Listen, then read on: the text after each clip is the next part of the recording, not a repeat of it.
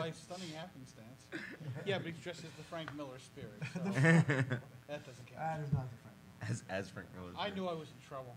We went to see the spirit on Christmas Day, and when we handed the tickets to the ticket taker, he looked at it and he was incredulous, and he said, "The spirit, really?" Oh my God. And I'm going, "Crap, that doesn't bode well." No. Well, not only that, that's the way for who that theater is hiring to make commentary on. Yeah, apparently. They should be like, Pompeii, go enjoy. You know? Yeah. No, seriously, do we have a moderator? Or is You're in. No, no. Totally I'm not the seriously, moderator. you're it. You're the freaking moderator. The last What's one. in the, is there a book up there or under the? Is there a moderator listed in the guide? Anybody have a guide? Yeah, Jimmy Palmiotti. Oh, is it really? Was it really? Yeah. Oh, for Yes. real. Yes. Well, Why is this All right, not we moving just the wing it microphone all right, we're waiting. Thank you for coming, everybody. Oh, Is this on? Can you, yes. Is it, can you hear me? Testing. Yeah, works. That's not. There's not. You can take mine. All right. All right. So I guess I am the moderator. No, Yay. no, not really. Thanks everybody for coming. Why Eisner Matters. Peter, what do you think? Son of a bitch. I will say to you what I've said to everybody else. I have no idea why I'm on this panel. I mean, I know who Eisner is, obviously. I've read his work, obviously. I'm a fan of his work, obviously.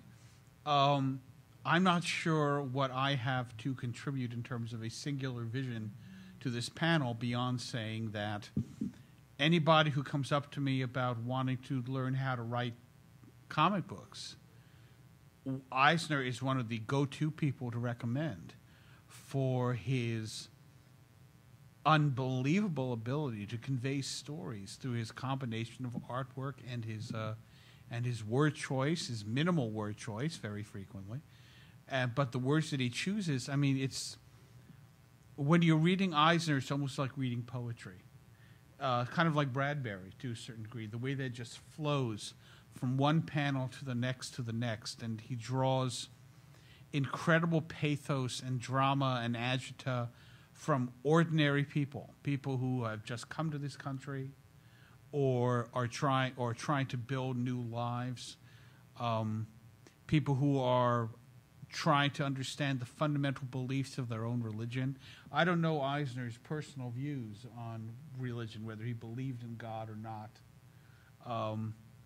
I never really got a chance to ask him. The only time I ever met him was in 1993 when I was in San Diego and I happened to win an Eisner Award, which was back then this kind of crap-ass little plaque. Now it looks really cool, but back then it was a crap-ass little plaque. And I won in a category that they then did away with the next year to make sure I would never win another Eisner. And I had him sign my Eisner Award. And I had him sign it on the back. And he said, if it's on the back, no one's going to see it. No one's going to know it's there. I said, I'll know it's there. Mm-hmm. Which, you know, and it does. I still have his signature on my Eisner plaque to this day. It did not disappear when he passed away, although I actually have to admit in the back of my head that if anybody could have his signature disappear upon his passing, Eisner could somehow, pull it off, yeah. of all the people. But he was just a wonderful artist. I mean, is there anyone in this room who has not read anything by Will Eisner? Excellent. That's a good thing. Is there anyone in this room who is ashamed to admit that they have not read anything by Will Eisner? There they are. Okay. Is there anyone in this room who actually liked the Spirit movie? Okay, so we're all on the same page. Well, that's something. Yeah. Well, when you started that answer, What? Was that in the movie? I actually Really? didn't see the movie. Oh, I didn't see it. Okay. Well, that was What actually a a really good weird-ass answer film you that just was. gave, Peter. Oh, okay. I Well, thought thanks. you Are we started off done? good. Good. Thank you for Yeah, I'm coming. leaving. I'm done now. Thanks all for coming. Let's talk about X Factor. I don't know if Will, I don't know what he actually believed religiously, but I do know that his book, Contract with God, With God. A Contract with God, what did I say? Of. A contract to God. With God. Oh, to kill God. It's a different kind of contract. Different contract. I know that it was sort of sparked by Will's daughter died. His adult daughter died suddenly, and Will was quite upset by it, and actually had some kind of a crisis where he was like, and I think it was like art therapy. yeah, I think it was art therapy. I think he was that scene where there's the rabbi who's standing against the window and there's lightning and he's angrily screaming, you know, why? You know, why? How could you do this? You know, what kind of a contract do we have here? And I think that was really it coming out about his daughter. And that didn't come out until after he had passed away. He Yeah, had I kept didn't- that to himself. I It came did out. not- No I one did knew. not Yeah, know that he till had just this moment. it was leukemia, something swift and tragic, and by all accounts, you know, devastated him. I got on the kind of the flip side, and the flip side of things, I got to write an introduction for a new edition of Last Day in Vietnam. It was kind of a collection of Eisner war stories, and there's a story in this book that is so good. Anyone, at least of my age, certainly in my past, maybe now I would have a little bit of self-control, you would break your thumbs typing or drawing it to get it out and done so fast. Wow. It is such a great story, and it was true. Why do you say so fast?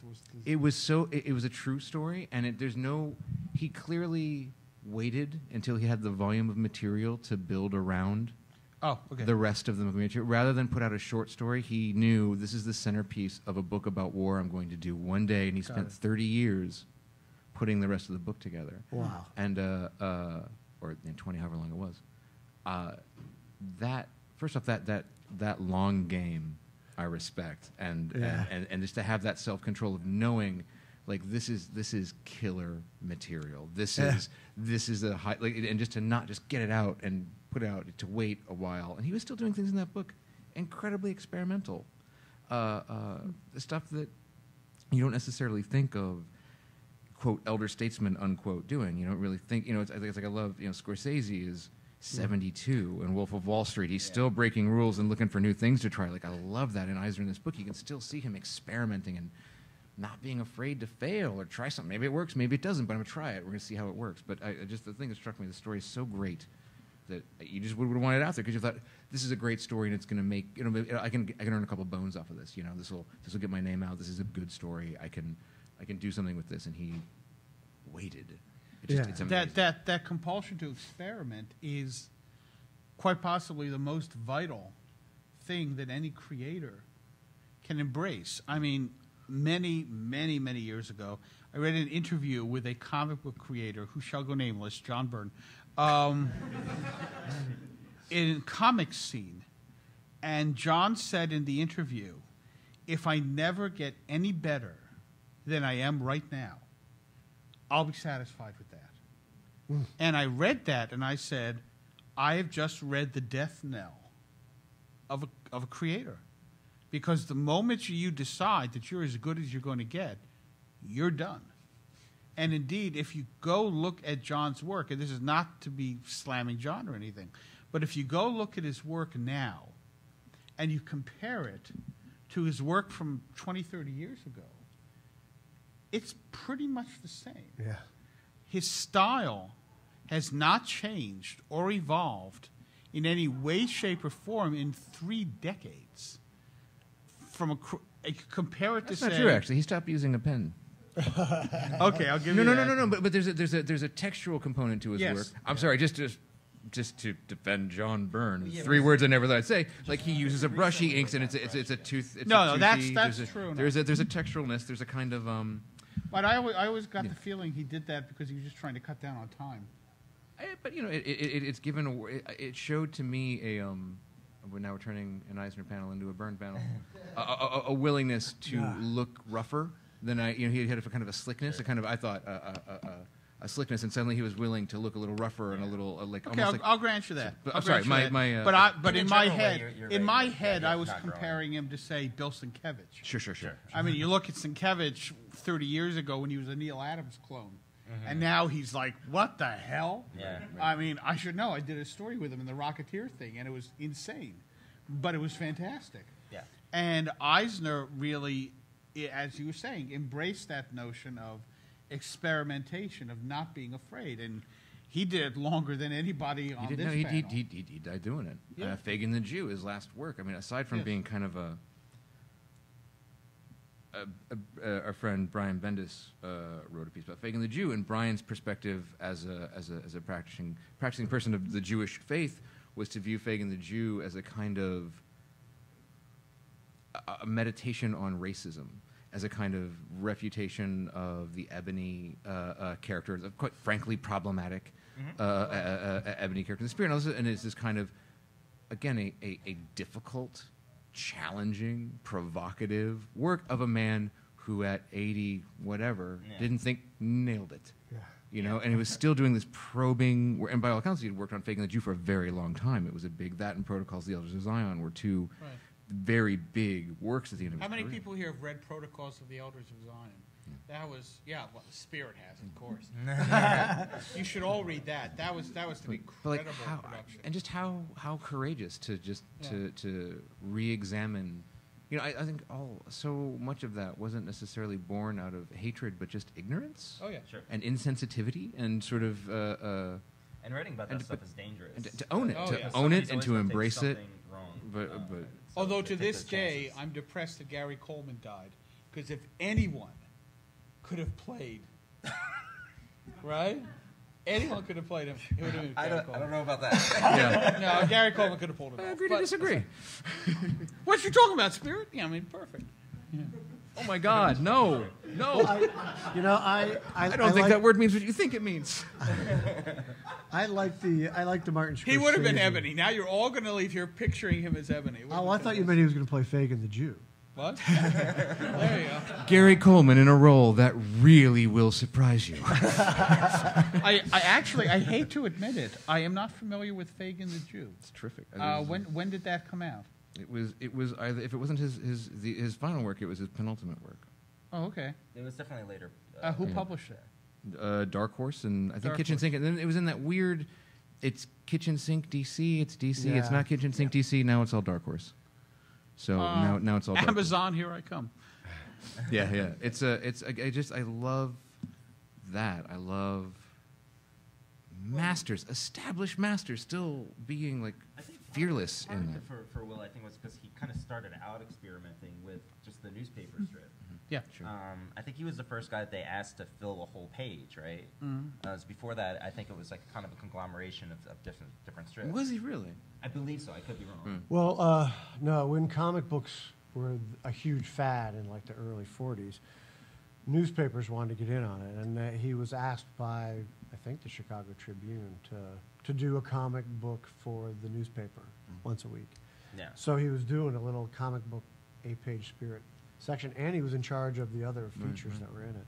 So it's sort of like doing a comic book for the newspapers as they were trying to cash in on that. I liked your Martin Scorsese thing, because to me, what was noticeable about Will was that he was still present. He was still at the shows, but he wasn't like Marty Nodell, the guy who created the Green Lantern, who was still around, in the 90s when I was getting started. Sure. But he was, he was very old, and It was like his retirement was being spent going to conventions and meeting people and Yes. seeing them. Yeah. And, like, it was great to see. Yeah. You with your wife, Great. they treat you real nice. It was, Yeah. Marty is a lovely couple and very sweet. yes, But he wasn't doing he it. had hung up his comics or- spurs. yeah. Marty was done. Yeah, Yeah. exactly. But He Will was selling Green Lanterns. There was- I there was- he still was have selling one. Green Yeah. Lantern I still have original one in my drawing office, sketches. yeah. I wish I had bought No, one. I mean, actually. he My- had physical Green Lanterns. That was, you know what? Really? Yes, he sold actual physical glass and metal Green Lanterns. But he wasn't making comics, is the thing. No. Yeah. And Will was, as we're saying, still actively engaged in the art form. Always was. Yeah. I mean, he got out of it during the war, but he was in some other way following this other idea of his, which was it doesn't have to be juvenile crap entertainment. It can be, you are showing me a sign of something. My mic, Jeff's mic works. I'm the only one working right now. These guys are unemployed, so if you need any writers, I'm good. Okay. Is that working? Is it working? Okay. I have no idea what I was saying. during the war time. Okay, during the and, war, yeah. So, I mean, comics were just people that were doing comics when Eisner was doing the Spirit and doing his other. What was it? What was this company called? What was it? Eisner Iger. The Eisner Iger Studios. So they were fulfilling. They would create tons and tons of pages. Kirby worked there. Who else worked there? Lou Fine. There's a great Oh book yeah, called The Wally Dreamer. Wood. Oh Yeah, Wally Wood. Yeah, there's a great book called The Dreamer if you've ever seen it. It's very short. The problem is it's very brief, but it's a novella, a graphic novella of the invention of his studio. A graphic, but it's a very sweet reimagining and reinterpretation. And the more you know about kind of the golden age of comics, you can see who all these guys Starts are. out him and trying to get work and Alex being Toth punches a rejected, guy so, who's yeah. a jerk, and like it's just kind of great. You know, the woman that worked under the man's name, and all these kind of great. And the mob came in and and Jack controlled Kirby who is Jack Kirby controlled is all born the- like Puck. And some mobsters come in to try and shake him down, and Kirby literally stands up on a chair to get in their face. Like, get out of here, you bums! And, you can't let those mafiosi The push you mobsters like around." controlled like paper towels and toilet paper in the bathroom or something like that. I can't A friend of mine is fond of saying, "No industry grows too far away from its roots, and comics' roots are gangsters and pornographers." Yeah. But they needed ballast so the bottles wouldn't break on the road down from Canada. And the paper mills and transport was all about bootlegging and what can we pad the bottles out. This sounds like a comic. I know, right? This is your next. Yeah, no, it's I was just thinking. I met Will at my first or second San Diego, and it was a panel. IDW was putting out a new version of his character. I want to say it was John Law. Does that ring a bell? I'm looking at the Spirit. Like, are you familiar with this? Spirit? Back me up here. Yeah, it was John Law. Yeah. And Will was there, and it was really cool. And I saw a photo of it the other day. I look like a deer in headlights. And then what am I doing? And everybody's kind of going down the list, and it's a very like a cattle call panel. Everybody's like, my project is this. It comes out in April. It's about this. Oh, my project is this. But it's just it's the worst panel in the universe. And it's Will starting to talk, and Will just goes, Jesus, I'm going to go home and draw. Like, I'm going to get back to work. You guys this sounds good. Yeah. And here's the thing, and I believed it. Like, Will Eisner's going to get home and keep working. And it was the most, I don't remember anything else after that. I was just, that's it. Well, That's great. That's, be that. We were just talking about when we met him in our mind's eye. It's like that father. Oh thing. yeah. I imagine him taller. I think than he was in my head. He's like 8.5 feet tall. Yeah, easily. Yeah. That's definitely the way it He felt. was about half an inch shorter than me. Really? Actually, yeah. Wow. In my mind, he's like in my Richardson head, type, he you know? towers over me. Sorry, dude, half an inch shorter than me. I'm terrible. Now I feel terrible because I guess I met him in 1993, and I was just really pleased to meet Will Eisner. It didn't occur to me to elevate him. I have a question for the artists. As a writer, one of the things I know for a fact I took from the Eisner toolkit is caricature. Yeah. And he grew up. He had his dad worked in burlesque and vaudeville theater. He had a theatrical background and kind of grew up on stage, or watching the stage rather. And the thing I've taken from his work is physical expression. You can write an emotion into a book that won't necessarily read or could hear in a tone that you can't draw. But Eisner would kind of. How do you consider Will as an artist? It's hard to kind of separate the writer from the artist, but I find he was such a whole cartoonist. Yeah. You know, Jeff, you were very much of that. You know, there's something. Bone is so refreshing, and and things like that. It's expressions. I mean, when you think about the kind of cartoons, even now in Image Comics, and I mean, there's just only like two expressions: stern or surprised. That's it. And usually they're not that different. And especially if you go back when I was reading comics in the 60s and 70s, there were Wayne Boring had one face. Mm-hmm. That was it. I mean, Superman just had one expression. Yes. It's like Superman was trying to remember if his favorite show was on tonight or tomorrow night. It's sort of, I'm concerned about something trivial. Right, wait, Wednesday or Thursday? What night is Brooklyn Nine-Nine on? Yeah. There's a very mildly concerned. But Will just, I mean, the characters were thinking and they were overreacting. But I mean, that kind of melodrama was spit fantastic. in their mouths. Oh yeah, that Graham Engels. Kirby also did not. Kirby, there was emotion all over Kirby's drawings too, but that's in like a different way. But those are the two exceptions. Yeah. And I think it affected Will because of the vaudeville thing and the time that he grew up in. Silent films and vaudeville and stuff were a big part of it. Good point. Yeah, because I just read an article about there's like a lost art of hand gestures in comics. Yeah. Like even for people who are doing great expressions and stuff, like people don't really use as much hand gestures in comics. They do in my as they comics. used to. I do. I actually, but as a general I thing, think about what people if someone's talking, you do talk with your hand, and I try to draw that all the time. Yeah, there was a. Oh, he was Jewish. Sure, no, it's I'm a. completely serious. Yeah. I'm completely serious. Jews, for whatever reason, we tend to gesture more. Right. I'm now doing it deliberately. We tend to gesture more when we're talking. So naturally, if Eisner's going to be doing anything, he's going to be informed by his own Judaism and have the characters talk of the more physical gestures. There was a group of kids that did a YouTube project where they took Mary Worth strips and recreated them on film or video. It's all black and white, and they've added, for no discernible reason other than it's hilarious, a kind of Ingmar Bergman-esque. Oh wow! But they just recreate shot for shot Mary Worth strips. It is the funniest. Well, I don't understand. Are they doing it live action? Yes. Do Yes. they actually So act they're, it out but they're, and but say they're the humans. lines? Like, there's no way that these people, they recite the lines. There's no way that humans would ever, to see people faithfully recreate. Experimented with that when you did your we did it. There was the Will Eisner. What was it? Yeah. That was the whole point. Yeah, right. I did a thing where I made people. Okay, now here's the panel. You make that pose, and let's look at how if you're a real human being and you're doing these things, you look like a crazy person. Yeah. And someone's Like going to come. Jim Carrey Someone's going to drinking come. hot Yeah, coffee, you look like Ace Ventura, and you're about to get blitzed by Thorazine. Yeah. But with Eisner, it never occurred. Like, there's a kind of air of melodrama, but at no point do you think really cartoony. Yeah. Like no matter how like You buy extreme it. was, It feels wasn't of the like world. Bugs It's Bunny. so of a piece with everything else he does. Well, he could draw clothing so well. It's so hard to draw like a good pair of That's pants. how I All learned his- to do oh, folds. All his folds. clothing was wrinkled. Yeah. And it was Yeah. unbelievable the way that the folds just came And together. yeah, they were Yeah. great. Yeah. Well, you really can picture his characters taking and ironing these clothes. You know? Yeah. That was unbelievable.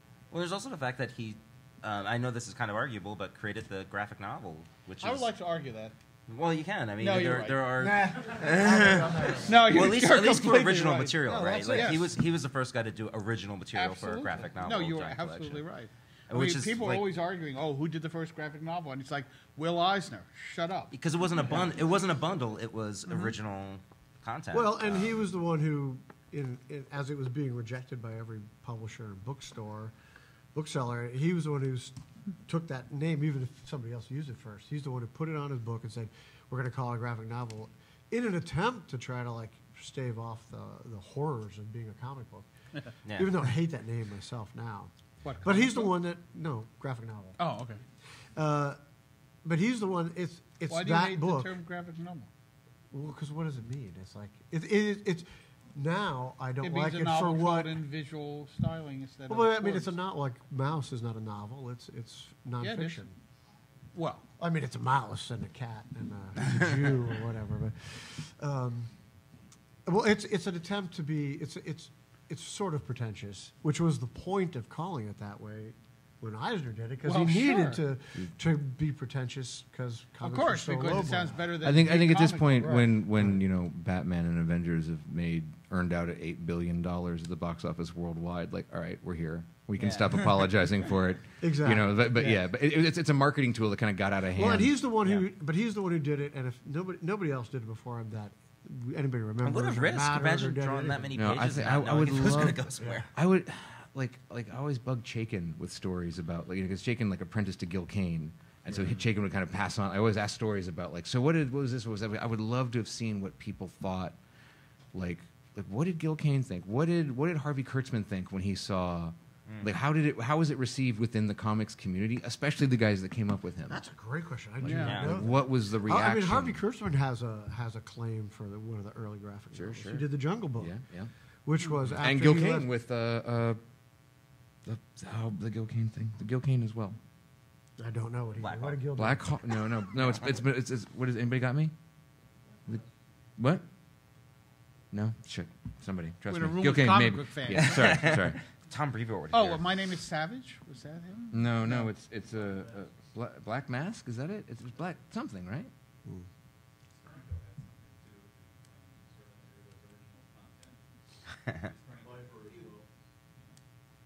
Well, I mean, a lot of people did, but my Sorry, point sorry, is yeah. that the only one that matters is Contract with God. I mean, that's the Yeah. one that Yeah. actually made the waves and got people like me. Even when that came out, I was a senior in high school, but I noticed it. Yeah. And I was like, I like comic books. And the comics I kind of liked were the ones that had little tiny arcs. Like in the Avengers, there was a Skrull-Kree War, and I thought that was like the coolest thing ever. It's like it goes on and it actually tells this story, which, by the way, if you read that now, it's really bad. Yeah. It really does not hold up. Rick Jones solves everything. It's like, all right, fine, whatever. It's amazing. When I was a kid and I was first reading comics, and I was reading like X-Men and typical very mainstream stuff. Somehow Eisner stuff still spoke to me, and I don't know why or how. Like, Where did you nobody see it? I'm handed curious me, where you saw it. just at a comic book store. I and saw it it in was- those. He was doing those Kitchen eerie It was kitchen magazines. sink stuff. in the Yeah, 70s. yeah. We're reprinting like 2 or 3 stories. And of like them. and like Dennis Kitchen, like just Thank God for not that. stopping. Yeah. And Yeah. barking up every possible. I got my parents found it like at a flea market. He at some point reprinted the strips, like spirit strips, in like big like THB sized annuals. Wow. There's like 4 or 5 of them that reprinted like 1 year's worth of spirit strips, and Really? just this weird ghost format that like it's weird. The 96-page black and white collection of newspaper strips from 30 years ago aren't a success. I don't know, we'll try something else. But I think the first thing I ever saw was the comics and sequential art. I think I saw that probably even aside from a general awareness of the spirit. I can't think of Yeah, for me, because they it were was kind of at the coming. same I time, think yeah. the first time I was exposed to the work of Eisner was in this book that, if I'm recalling correctly, was written by Jules Pfeiffer. Oh, Oh, yeah. the great- World of Comics. Yeah. No, it was the Great comic great hero? comic book hero. The great comic book Yeah. heroes, that's it. And I'm pretty sure he wrote about Eisner there. And I He think did. I think that's the first place that I was. That book exposed me to a lot of stuff for the first Yeah, time. yeah. I mean, a ton of stuff. Yeah. Because Another guy who could be given Given first on graphic panel, novel with Jules pain, Pfeiffer. pain. I mean, because the thing is that when I was a kid and I was first getting into comics, I would read the comics and I wanted to find out more about the entire history Yeah. of the genre.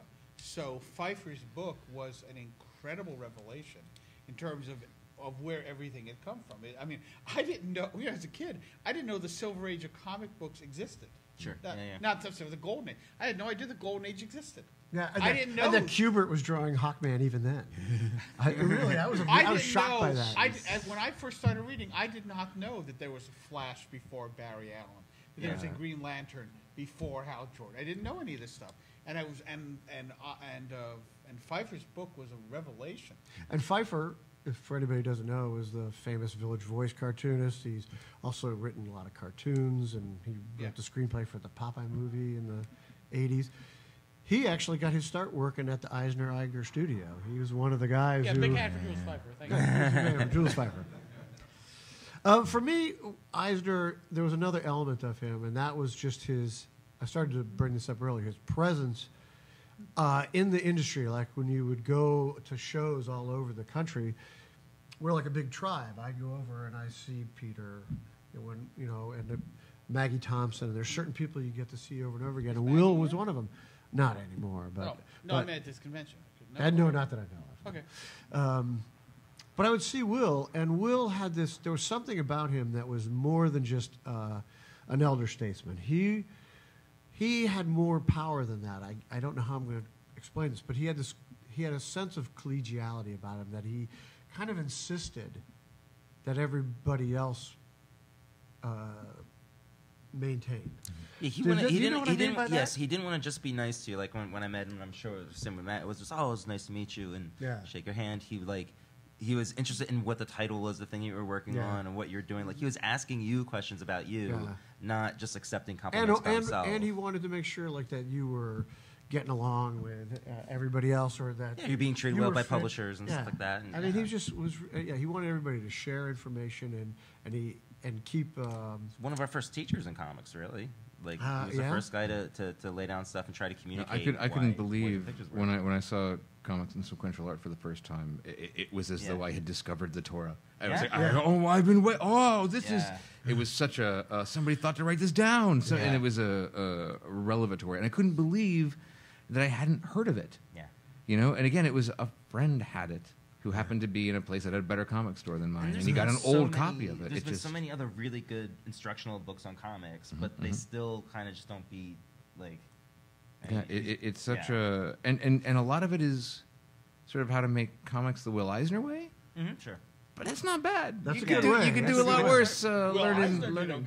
Yeah, It worked out good for him. Yeah. But he was engaged with the industry as well. Yeah, He yeah. still, I Yes. remember when the self-publishing movement was building up steam, and there was a lot of sense of it. There was a lot of cockiness and a lot of rebellion in the air, and we were really wanting to get comic books out of the direct market. I mean, we felt kind of ghettoized there, and a bunch of us, like Dave and I, really wanted to do our graphic novels and keep them in print, but we wanted them to sell in bookstores, and we couldn't get Jeppy or Shanus or any of the Diamond people to sell them. We were like, well, why don't you have salesmen going out to Barnes and Noble or to Little Professor, which still existed at that time, and they just wouldn't do it. And part of it was probably the old ways that things were done, and there were rules.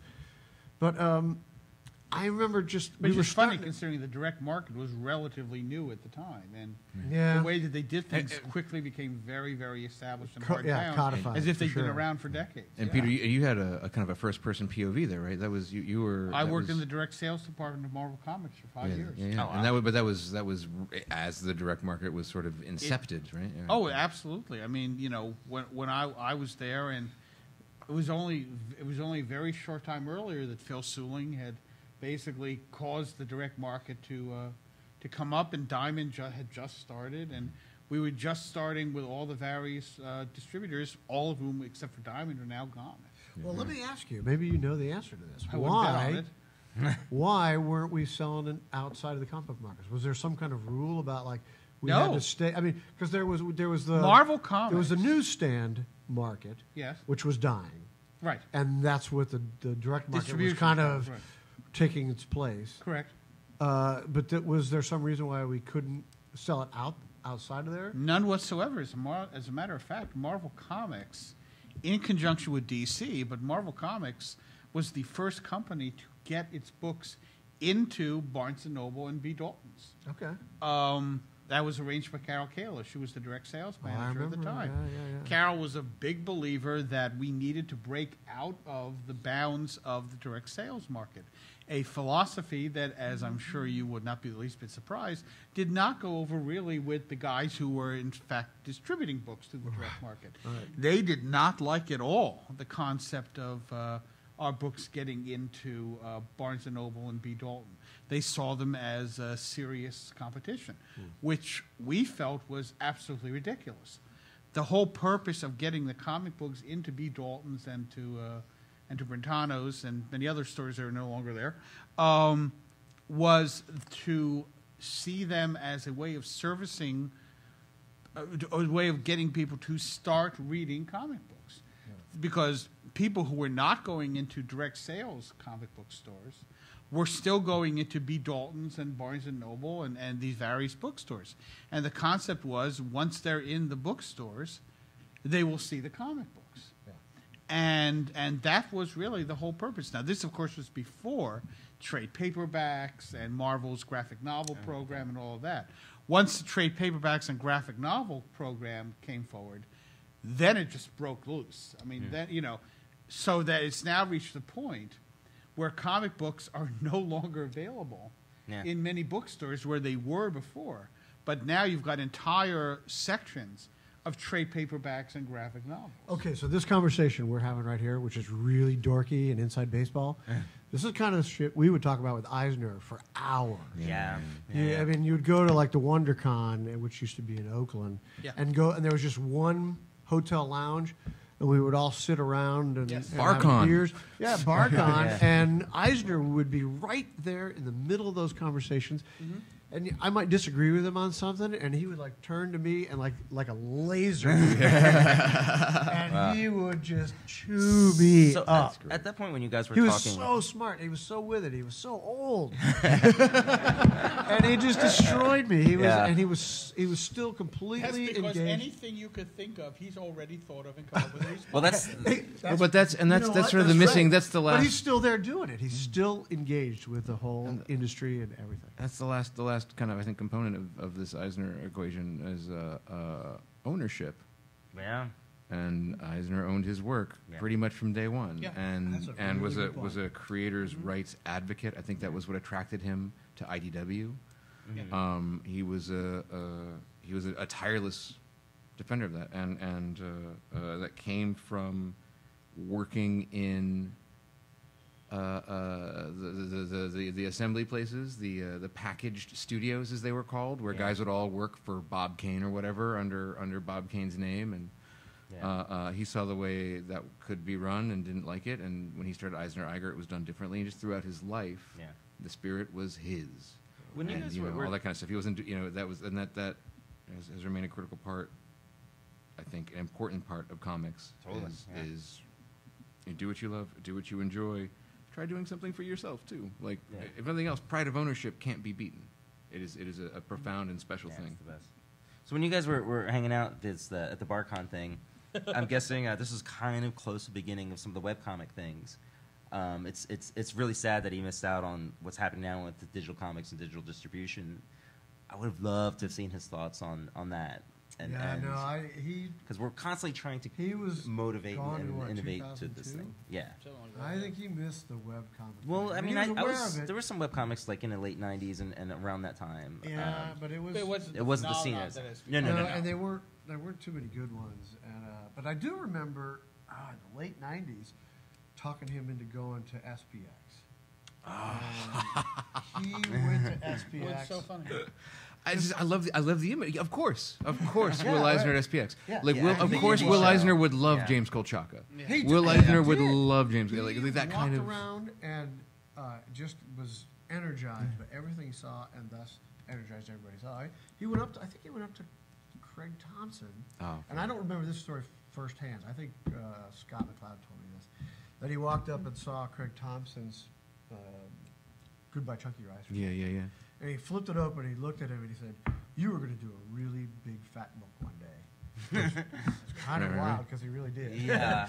That's great. Or maybe he did it because Eisner told him to. Yeah. Yeah, that would be a self-fulfilling prophecy, right? Yeah, if he's told me he's going to be a mechanic, he probably would have just started.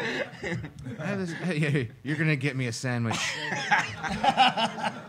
I do want fries with that. I remember like hooking up something at my dad's house, like a DVD player or something or whatever, and kind of look at him like, all right, there you go, it all works. And he kind of looks at me and he goes like, yeah, when did I stop knowing this? Like my dad at some point consciously gave up. Like I'm done. Like he used to, you know, like our VCR never blinked 12. Like my dad used to know that stuff, and at some point along the way, he's like,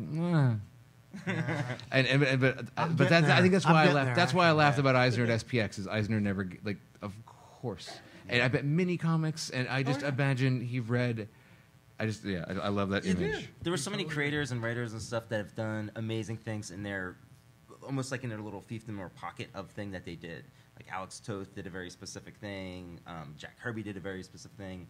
But Eisner's one of the very few guys who's kind of doing everything. I mean, he's looking at things as a writer, as an artist, as a storyteller, as a publisher, as a communicator, like using how to make those military guidebooks, you know, with comics, so that people who make it easier to disassemble your gun and stuff like that. Like, I mean, he was using comics to do everything before they were even defined. By the way, does anybody have any questions? Because we've been talking for over a half an hour.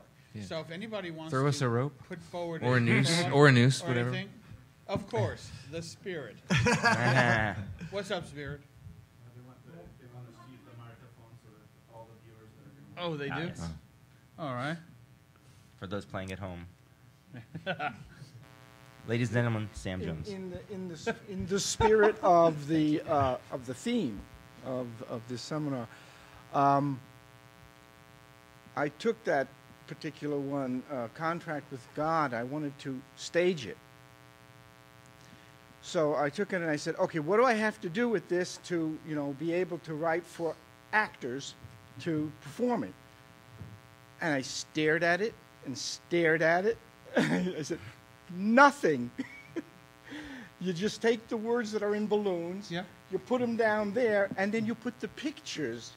Because if you're going to direct it, you know, when you're directing, you're going to say you want it to look this way. You want to do, you give actors direction and costuming, right? And I said, He did it all. It was already it's on tape. all done. So there. And because you could, the Marvel movies now, they've reworked everything, and everyone in them, and you can do that. But you don't need to do that with Eisner. I mean, he's there. I would Scrooging really is the love to easiest see thing in the world. somebody do an evening of theater based on Eisner work. That Well, is he a basically great did one-man idea. plays. A lot of his stuff just took place Thanks, in an man. apartment. Yeah. Thank you. Yeah. Which was amazing to do. Like he could have stories in space and stuff, but he put them in people's living rooms. Oh, yes, The Building is one of my favorite things. I remember reading that as a kid. Yes. It's my first non. Dropsy Avenue. And Drops. That's what I meant. I'm sorry. Yeah, No, no, Dropsy no, no, Avenue. no. It's the same. Okay, yeah. And it was just about how a particular piece of land started as a farm in the 1800s, and then small settlements, and it became like a building in early New York City, and like the people and the way it changed. It was almost like reading like The Giving Tree for adults. Yes. You know. Good comparison. Thank you. I found myself at a restaurant in New York once that was not. It was in Tribeca, not far from where Miramax used to be, when Miramax was a going concern, and happened to be sitting next to. It was a New York conversation. You eavesdrop on a lit agent from. Must have been somebody Warner Brothers owned, and a producer at Miramax, and they had just signed some deal, and across the table was handed the New York trilogy with The Building, Dropsy Avenue, and something else. Yeah. New York Stories, New York, the big city, and Neil Gaiman was going to adapt it into a film, and I was like, I can't believe this conversation I'm hearing. Holy shit! This is I never read a blip about it in the trades. I never saw anything about it in the world. It clearly never happened unless I had some kind of strange coma event no one's told me about. But what a thing that might have been. I it was- want to ask Neil if he knows. yeah, anything about maybe, this. yeah. It could have all been smoke and mirrors. They could have been juniors trading. I have no idea, but it Wow, was. yeah. You would think that this was made and ready to happen. Yeah, I wish I knew. Knew. But him that would be a beautiful film project. One of those, with like several stories, one of different directors of just Eisner. Do like a 90-year. It's sort of the best part of Gangs in New York is the last 30 seconds. Yeah. Where you see New York grow in 100 years, and you see the towers, and then you Yeah. don't see the towers, and all of it hits you all of a sudden, and you just get the scope and the. But yeah, to do like a 90-year history of a block of New York, and it'd be really cool. I can't wait to see what Neil does with it. 13 years ago. Other questions? Anything else? Whoa, you guys aren't much. Oh, there we go. Oh, here we go. It's you. Yes, sir. No, I thought He's just scratching his just head. Yeah. It's a small thing, but while you're here, and since it came up, ebony, the subject came up, and it's something that I've struggled with a bit in terms of turning people onto comics and looking at the history of comics. You have Ebony, you have Chop Chop, to a lesser degree you have Pie Face, and these characters, and it's interesting to me. I mean, a lot of the creators who worked on these things aren't with us. Yeah, I remember about 15 years ago having a discussion with some folks at DC Editorial who were releasing the archives editions of stuff about basically how do you contextualize this stuff? Do you just put it out there? Do you put it out there with an introduction that tries to have someone who can actually talk about the stuff in a literate way, not just apologize for it, but actually discuss it reasonably, like a historian? Or do you not reprint it at all? And I guess as you've had more contact with some of these people, with Will, and probably had chances to talk with him about that character, what your thoughts are on how comics as a body of work over time confronts some of that stuff and addresses it while still honoring a lot of the positive aspects where that stuff may have shown up. Well, even Eisner admitted that he came to realize that Ebony presented some problems. But I think it's ridiculous to not reprint it. I mean, look, I think people are more tolerant than we're willing to give credit for.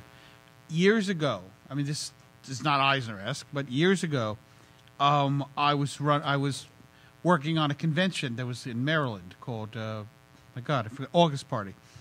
And we were running movies, and we had gotten movies from a college where we were holding it at the college, right? And we had gotten animation. And we started running the animation. And it's Coal Black and the Seven Dwarfs. No, yeah. And we're sitting there going, what the hell is this?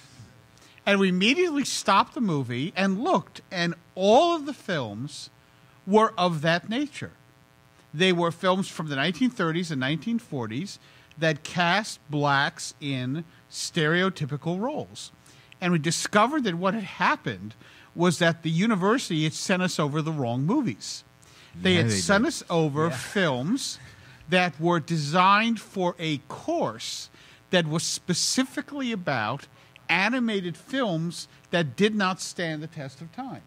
Films that were very much of their time, but now racial mores have moved past it. Once we understood what we did, what we had, we brought the lights up and we went to the audience and we said, okay, here's our problem. This is what these cartoons are. We will run them for you if you are interested in seeing them. But we need to know that you guys are okay with this. Half the audience was black. So kind of like every white person in the room shut up. Because we were all sitting there waiting for the black guys to tell us what to do. And I always remember this one guy gets up and he's like, he had a voice like James Earl Jones. And he stood up and he said, I would be very interested to see these. And every other black person is going, uh-huh, absolutely. So we ran the films.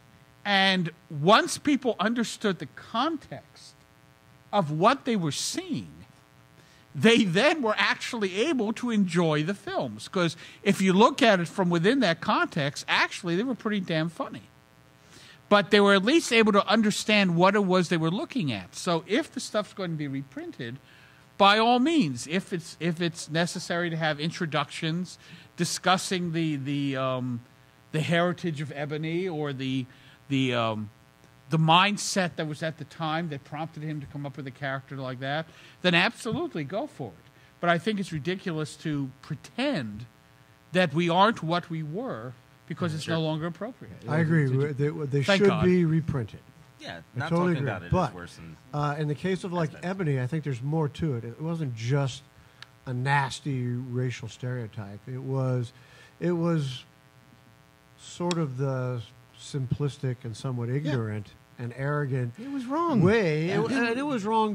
But Ebony, the character, was not the character that the other Step and Fetch It black characters were that looked like that. Yeah. And in fact, I know I never did actually talk to Will about this specifically, but he did a comic one time in the late '60s or in the '70s, when must have been in the early '70s, and he had Ebony talking to a very realistic young black man who had like a big afro. That's why I'm thinking it was like the late '60s, early '70s.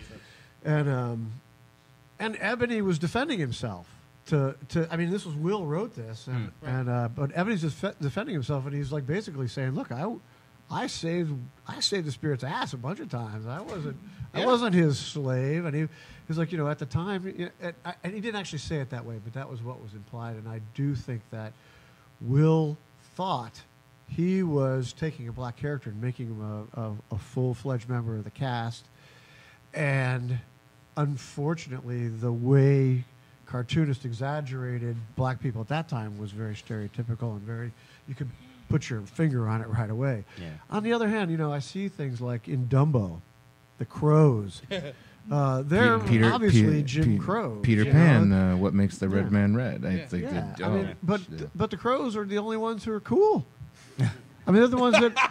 I mean, they're the only characters that actually care about Dumbo and save him. I mean, and they're also really cool. Well, yeah, and these are issues that we just always have with us. I was lucky enough to write and draw one of the issues of the Spirit, the DC's incarnations of it, and Ebony's in there, and of course he's just a modern kid now, a modern street kid and stuff. But I have him save the Spirit at the end of the issue, and the way he saves him is he drives up the car and Spirit gets on top of the car and they get out of the action sequence and stuff. And I was like, shit, he's still a chauffeur. Oh. I mean, but seriously, because that's still, that's still an issue. Is like, all right, so we'll update a lot of characters and stuff, but we're still kind of accidentally putting them in these sort of same roles. I heard somebody was complaining about... he's still a sidekick. Come on. Well, yeah, no, and in the context of the story, I didn't do anything wrong, but they're hard to escape our history, and the history is always going to be with us, whether it's in the Spirit or any film that you watch or television show.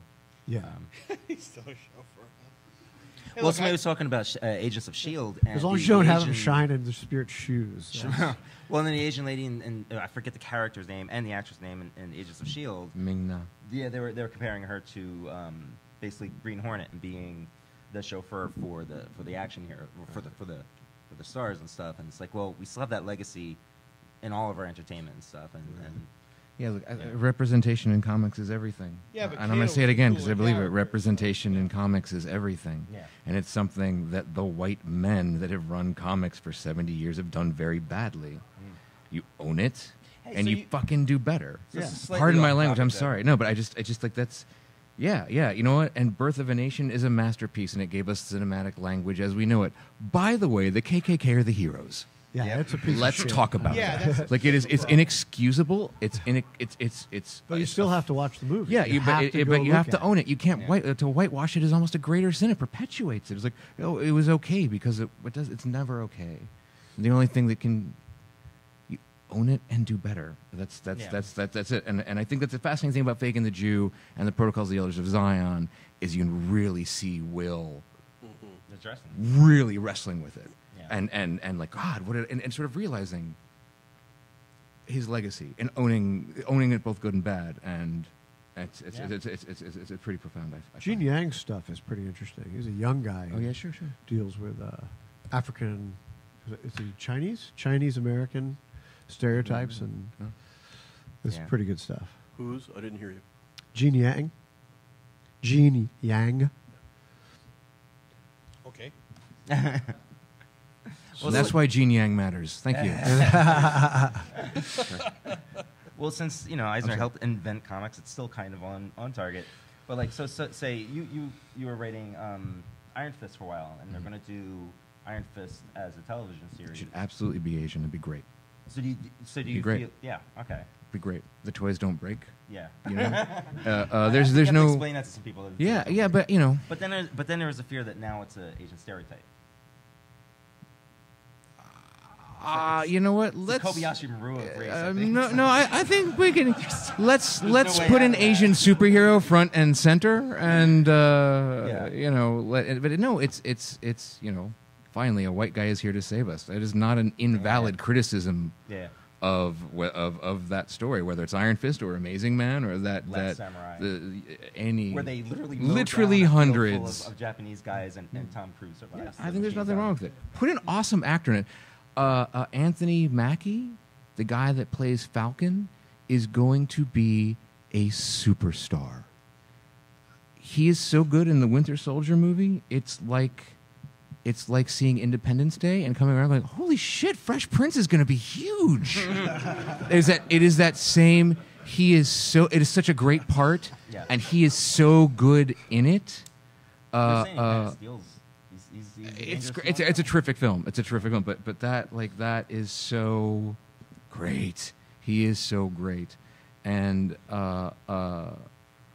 I refuse to accept on some level that a person of color playing a character of color is okay, but a actor of color playing a traditionally white character is somehow. Poor Wait a Caucasian. second. Poor white Black actors, Johnny oh, God. Storm. Unstable molecules I can handle. Black Johnny Storm. No, like that. Like Actually, put in an, I I'm sorry. think Put an people- amazing actor in it. Like I that's think great. people object to a black Johnny Storm because he's got a white sister. Why I can't think people if- understand that? I think one of our I I have think that if dinner every Ben Friday with a Grimm family had been with ca- I black think and if white Ben sisters, Grimm you had know. been cast with a black actor, we wouldn't have seen the same reaction. I want that just shows a how Jewish stupid back. people As are. long as Ben Grimm is I didn't Jewish. say it made sense. I'm just saying that's where they think. What the fuck are you talking about? Fantastic Four movie. Sorry, we've been saying Oh, it yeah, very that- patiently yeah. as we've All been right. decaying. Well, We're actually, decaying quickly. I want to continue what Peter said. Two things. One, I Let's understand. talk about X Factor. I understand completely that moment you had at the convention in Maryland when you brought it to the audience and they said what they said. I've spent half my life doing American historical research, and I can tell you that it's almost impossible for people our age to understand. But in the 30s and 40s, what Will did with Ebony was considered a great leap forward compared to what was on the screen and unprinted pages exactly. in the That's 20s. what I was saying, Yes. too. And for that matter, I mean, when Birth of a Nation that you brought up that's 1916, and in the 20s, that is the height of the Second Klan, all over the Midwest as well as the South.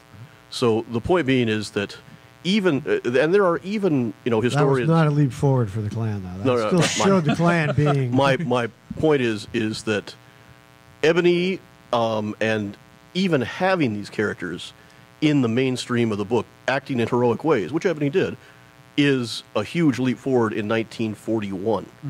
That's hard for people to imagine now. But the same thing is true of, and this is amazing for people to understand, but there are African-American historians who defend Stephen Fetchit because, not only did he give roles to black actors all through the 30s, but they created a huge circuit of films that kept, hundreds of film houses and producers and actors working.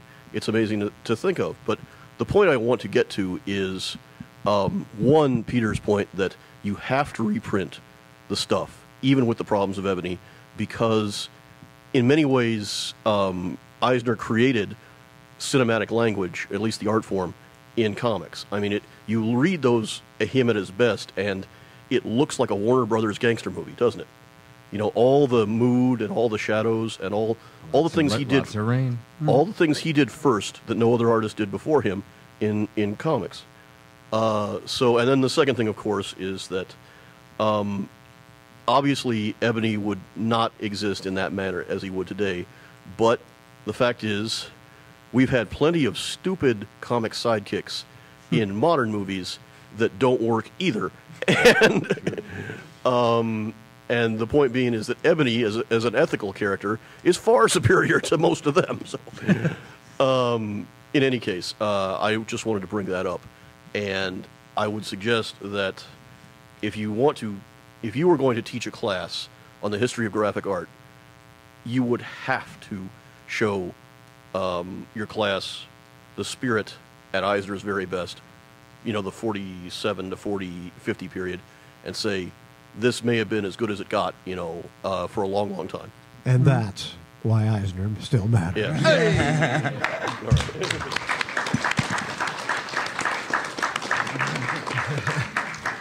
All right, thanks. I think we're I think over we're our done. time limit here. So. You're good. Thank you all for coming. Thanks, guys. Thanks for the questions. I just came here for the free water.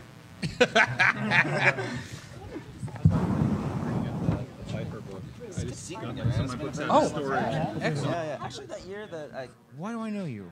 I was at the Carol